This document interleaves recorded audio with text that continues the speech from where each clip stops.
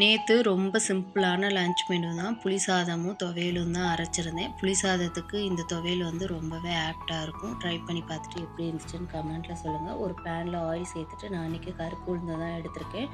நீங்கள் வெள்ளை உளுந்து கூட எடுத்துக்கலாம். ஒரு கைப்பிடி தேங்காய், ஒரு கைப்பிடி கருவேப்பிலை, தேவையான அளவு வத்தல், கொஞ்சமாக எள்ளு சேர்த்துக்கோங்க. எள்ளு வந்து டேஸ்ட்டை என்ஹான்ஸ் பண்ணி கொடுக்கும். ஒரு துண்டு புளி, கொஞ்சமாக உப்பு சேர்த்து எல்லாம் வதங்கினதுக்கப்புறம் ஆற வச்சு மிக்ஸி ஜாரில் சேர்த்து கொஞ்சமாக தண்ணி சேர்த்து கொரப்பாக அரைச்சி எடுத்துக்கோங்க.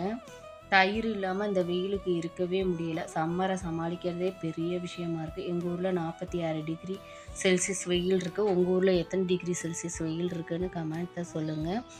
அதுக்கு பாலை காய்ச்சி உரைய போட்டு வச்சுட்டேன். அடுத்து ஹஸ்பண்டுக்கு வந்து லன்ச் பேக் பண்ணி எடுத்து வச்சுட்டேன். துவையல், சாதம், வடகம் வறுத்து கொடுத்துருந்தேன். மார்னிங் பிரேக்ஃபாஸ்ட்டுக்கு பாப்பாவுக்கு வந்து தோசையை ஊற்றி நேற்று வச்சு சுக்கா இருந்துச்சு, அதை வச்சு கறி தோசை செஞ்சு கொடுத்துட்டேன்.